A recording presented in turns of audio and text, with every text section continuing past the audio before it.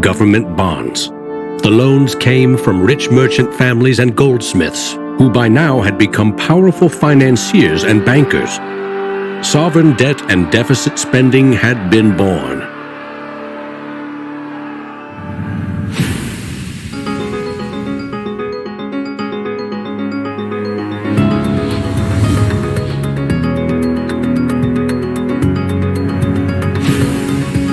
In 1694, the Bank of England was established to fund a war against France. England's central bank was privately owned and granted the monopoly to issue banknotes, paper that could be redeemed for an equal amount of gold from the government coffers. The central bank soon also managed the entire debt of the crown. Money has been a tool of sovereignty for centuries. Being able to issue currency gave you the power, but it also gave the value to that monetary supply by backing it with a force of state, with essentially the debt of state. When the U.S. won independence from Britain, the first article of the new Constitution gave Congress the exclusive right to coin money. This currency's value was tied to gold in government vaults. From 1781 until the Panic of 1907, the financial system of the U.S. was an economic petri dish. Brief central banks, state banks, private currency, government currency, depressions, strong growth, recessions, regular boom and bust cycles. The long term, as far as capital is concerned, people want predictability. People want stability. From the back of that, they can plan. Now, it's very hard to plan in the long term with such a level of volatility. In 1913, bankers and politicians decided that it was in the country's best interest, and theirs, to have a permanent central bank. They created the Federal Reserve. Among its jobs, expand or contract the supply of a single national currency, the Federal Reserve Note. The dollar was tied to gold, and strategic control of it would avoid booms that lead to busts. At least that was the plan. Then came 1929.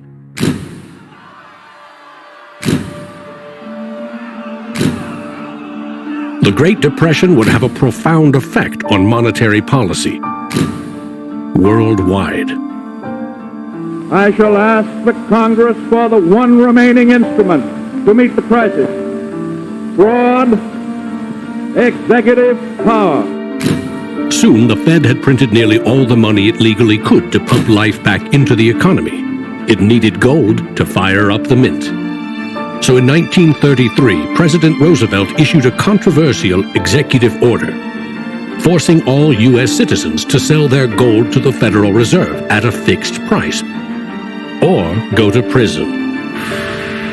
The Fed offered far more cash to foreign governments for their gold. Many jumped at the offer. Gold flowed in, and dollars spread across the globe.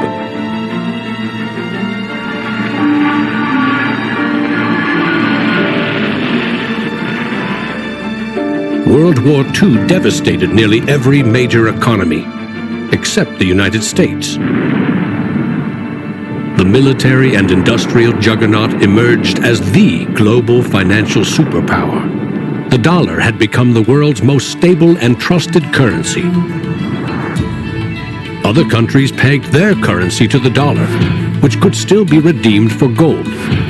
In fact, the U.S. owned more than half of the world's gold reserves. In the next few decades, more dollars flowed to foreign countries. Governments began debasing their coins with cheaper metals and printing more of their own currency than they had in gold. The bond between precious metals and paper currency was cracking. This is a 1966 50-cent piece. It was the last coin in regular circulation in Australia to contain silver, and it contains 80% silver. So in 1966, this was 50 cents. Nowadays, it's $8 roughly in silver alone. By 1966, foreign nations had had enough of the U.S. collecting gold and printing cash. And they had more value in dollars than the U.S. had bullion in its vaults. They demanded gold in return for their paper dollars. Arguments about the value of the dollar versus their currency ensued. In 1971, President Nixon settled the matter. he severed United States currency from the gold standard. I have directed Secretary Connally to suspend temporarily the convertibility of the dollar into gold or other reserve assets, except in amounts and conditions determined to be in the interest of monetary stability and in the best interest of the United States. Never again could anyone legally demand U.S. government gold in exchange for paper dollars. For better or worse, the dollar was now backed solely by the full faith and credit of the United States government.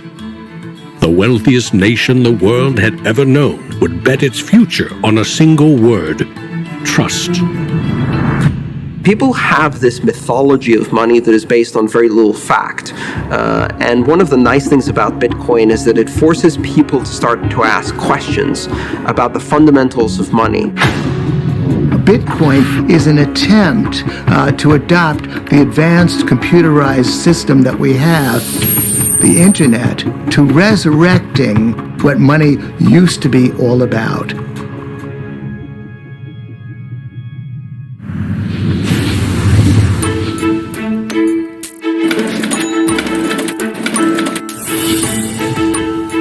I think our dollar policies, our monetary policies, our fiscal policies have absolutely created a nation of debtors. Not just personal debt, not just corporate debt, but government debt. I mean, you have to look at those all together as one big thing. What is the wealth of the nation? Well, the wealth of the nation is a gigantic hole of money that we owe to the rest of the world that is never going to be paid back.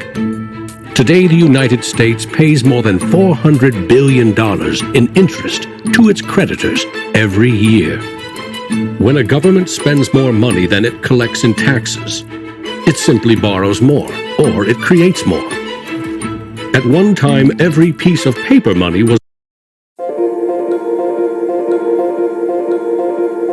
My name is Dr. Tara Graff. backed by gold. Remember, for every $20 bill, there was $20 worth of gold in the government vault. Not anymore. Today, governments create currency by first creating bonds or treasury bills. These bonds are sold in the market, generating funds for the government that issued them. Large banks buy U.S. bonds to flip them, selling them to the Federal Reserve at a profit. This is the magic money machine. You see, the Fed is America's central bank, but it doesn't have any money. No cash on its balance sheets. When a bank buys a bond and takes it to the Federal Reserve, the Fed simply says, "Thank you, Mr. Banker. Here's the principal and some profit." New money isn't exchanged. It simply appears on the bank's accounts. Magic. For 100 years and counting, the precise mechanisms of these bond purchases have remained a secret. Here's where it gets really interesting. The Federal Reserve is not a government agency. It's a private entity, and its shareholders are banks which earn a dividend. As much as $80 billion per year total are paid out to some of the very same banks that sell the government debt to the Fed. Which banks? Don't even bother asking. That's also a secret. In other words, the magic money machine answers to no one. The Fed also sets the bar for how much interest you pay for a car, home, or business loan. The Federal Reserve has been given the impossible task of trying to run the credit and monetary system as though we are the Soviet Union. It's the central planner for the key aspect of capitalism, which is how money and credit is allocated. The Federal Reserve, on balance, does not help the economy. On balance, it hurts the economy. And it's bound to make mistakes, even with the best of intentions. The Fed is also supposed to boost employment with low interest rates, encouraging people and businesses to buy more goods and services. Governments getting involved in money is a good thing, and it's also a bad thing.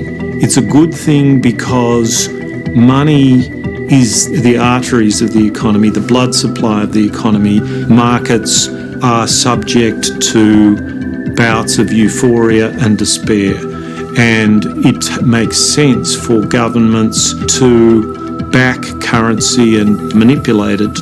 Moving the money supply up and down is the most powerful way to sedate that boom and bust cycle. Manipulating the supply of money has short-term and long-term consequences.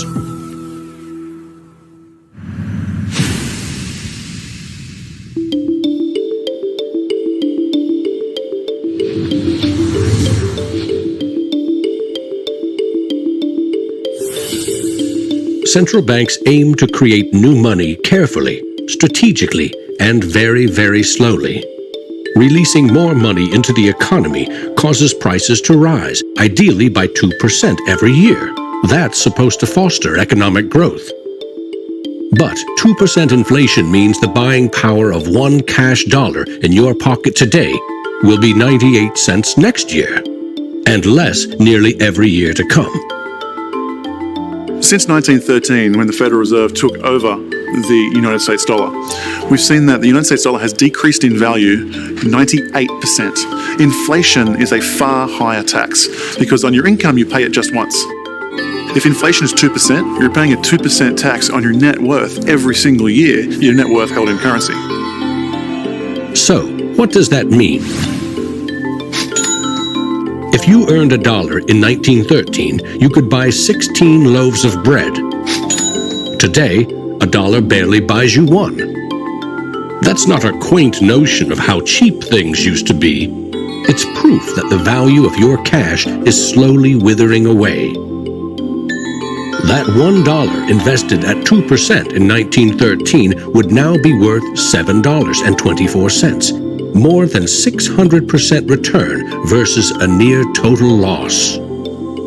The US dollar has gone from being worth $1 to now being worth about 4 cents. So that's, 96% of its original value. And it's a direct result of government control. Governments don't create money from thin air all alone. You play a key role in the magic money machine.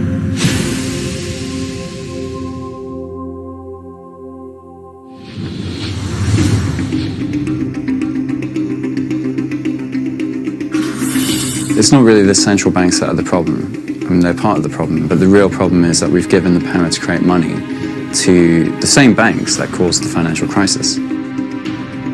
We put our paychecks and savings into a bank account and draw from it as we need it. The banks are custodians of our money. Right? Wrong. It is now the property of the bank on their balance sheets. They can do just about anything they want with it. For example, create new money. Here's how. Your bank account shows $100, but the bank only holds $3 and loans $97 to Bob to buy something. In the bank's computers, you still have $100 in your account, but Bob now has $97 of new virtual money in his account. Just digits on a computer screen. There's no cash, no gold, or anything else backing up the new numbers in Bob's account. Just his promise to pay it back.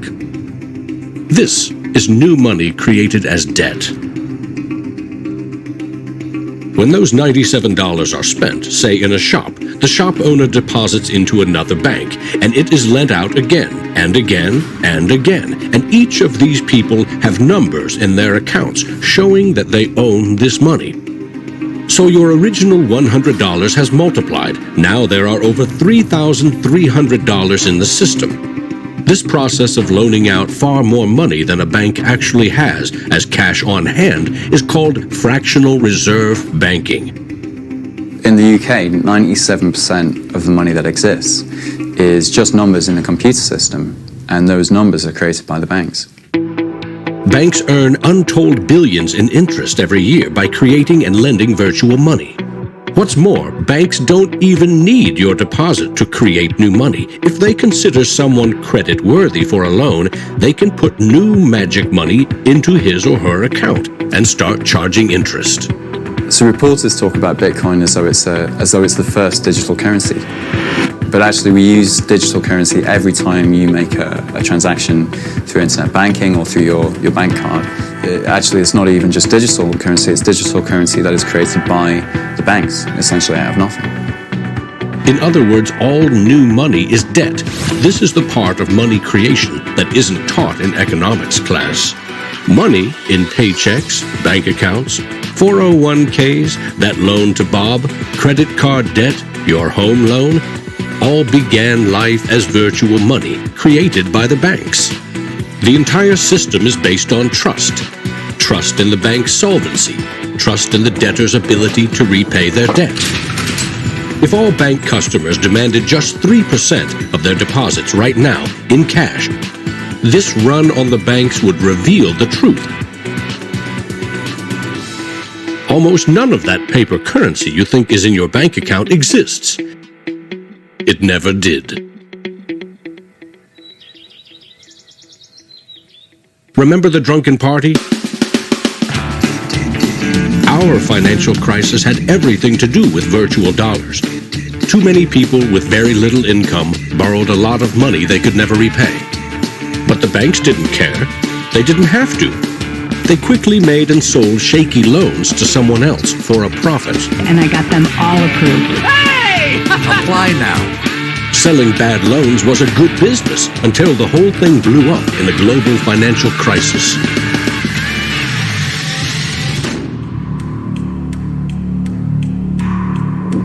The magic money machine destroyed 30 million real jobs. The United States alone lost $16 trillion in household wealth, and the banks foreclosed on more than 1 million homes.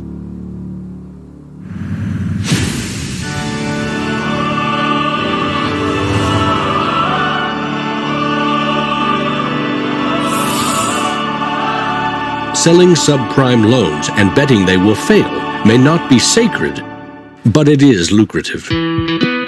As much as 1/4 of our best and brightest are being lured by the siren call of the money machine. Instead of science, engineering, or medicine, they chose a career betting with other people's money. To get rich quick, very rich. And sometimes they take shortcuts.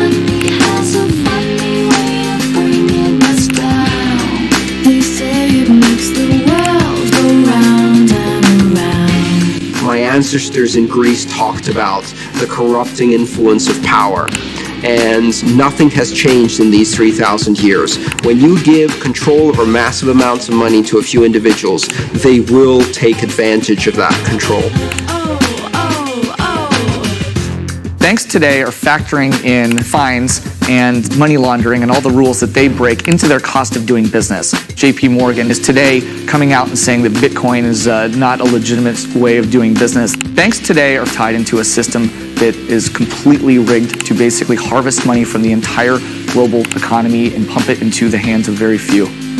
Don't get consumed by greed. The existing banking system is cozy, it's captured the regulators, it extracts enormous value from society without delivering anything in return, and it is parasitic in nature. The banks play a very pivotal role in an economy. You look at any successful economy, it has successful banks. There's a very close correlation with banking profits and the economy as a whole. In medieval Europe, a banker who couldn't repay depositors was hanged. Today, that same banker would get bailed out, paid bonuses, and enjoy some tax benefits too. To date, no senior U.S. banking executive has been charged for selling the bad loans that fueled the Great Recession.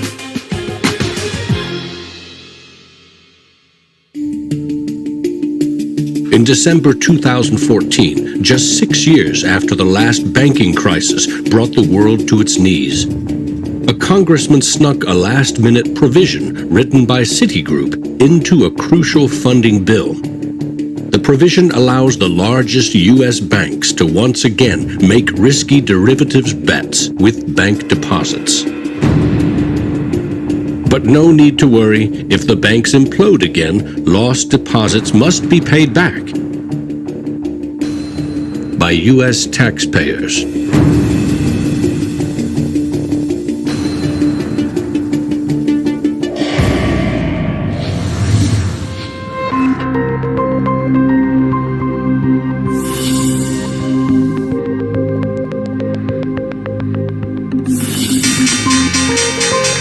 Today's financial innovators package assets in ever more complex ways, slicing, dicing, securitizing, always using someone else's money. They sell debt, transfer risks, leverage bets. That's what they call innovation. When you're talking about financial innovation, Bitcoin certainly is a very good example of innovation. But there's also been other innovations that people a bit closer to the world of finance would cite as good examples. An example of that would be the original swaps market. From there moving on to the credit default swap. It is an excellent example of financial innovation, but also if it's used incorrectly, it can create a lot of problems, as we've just seen. History teaches that the most revolutionary and disruptive innovation nearly always comes from the fringe, not from corporate cubicles. True innovators see the world differently. They see the big picture, creating new products and entire systems that lead to new industries. Steve Jobs called them the square cogs in round holes. It's unsurprising that new innovations always come from a niche group of early adopters because it is inherently very hard for many people to realize the benefits of new technologies. In 2011, most Bitcoin community people were either people from the technology space, the geeks and hackers, or people from the traditional financial industry. There are even some bankers and hedge fund traders using Bitcoinica at that time as well, which was really surprising to me. A radical new idea is often met with skepticism, ridicule, even hostility from those who stand to lose the most from its success. Case in point, the automobile. In the late 19th century, Carl Benz and others built the first cars, contraptions that could threaten the stagecoach and railroad industries. These self-propelled vehicles, or road trains, would serve. It required every automobile in England to observe a 4-mile-per-hour speed limit and to be operated by a crew of 3, a driver, an engineer, and a flagman. This heroic flagman walked in front of the car to warn fellow citizens of the coming danger. The railroad tycoons, the lawmakers, the self-appointed gatekeepers used regulation to stifle innovation. But they didn't invent the flagman. He's been around for a long time.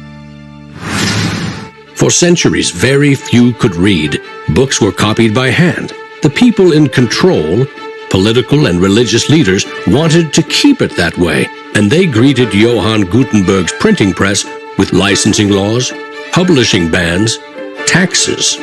In some parts of the world, printing was a crime punishable by death. After all, they were just protecting us from dangerous ideas. Before the printing press, there were an estimated 30,000 books in all of Europe. 50 years later, there were 10 million. As Gutenberg's invention flourished, the Dark Ages withered. Progress couldn't be stopped.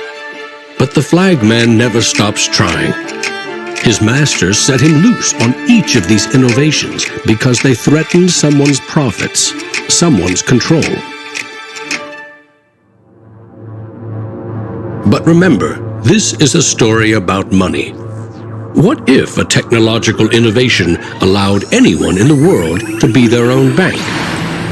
To create a currency free from taxes and banking fees?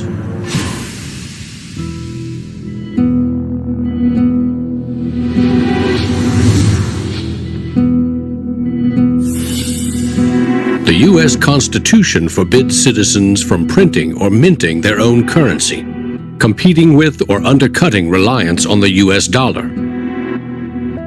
In 1998, Bernard von Nothaus decided to test the resolve of the federal government. The Liberty Dollar was available in gold, silver, platinum, and copper. It was available in 3 forms, both in specie, in other words, gold and silver, in paper, as warehouse receipts, and in digital form. Obviously, the government didn't like it. They arrested me and convicted me of counterfeiting, fraud, and conspiracy, and I'm currently awaiting 22 years sentence in federal prison. Lesson learned. At a hackers convention in the Netherlands, there was a young hacker there who used the alias of Satoshi Nakamoto. And he talked to a friend of mine, and he identified the Liberty Dollar and me as inspiring him to create a new currency. Bernard von Nothaus's arrest for creating private money may also have inspired Bitcoin's inventor to keep a lower profile, publishing the invention under an alias and vanishing. Part of me is interested to know like who Satoshi is. Maybe that's part of the mystique of the story. It's completely irrelevant to the functioning of Bitcoin because we have the code to read, but it would be kind of fun to know. Who is Archimedes? Who is Euclid? We don't know. We don't know if Euclid was one person or multiple people. And you know what? It doesn't matter. Euclidean geometry works whether I know who Euclid was or not, whether Euclid was a moral and good person or whether he was a corrupt plutocrat and a bastard. Science and mathematics have essential truth that stands alone, irrespective of its inventors and irrespective of their motives. Well, Bitcoin is a system based on mathematical truths, and these mathematical truths stand alone. We can read the source code in Bitcoin and understand it, and it will be true whether Satoshi Nakamoto is a man, a woman, a collection of individuals, a government agency, or aliens from the future.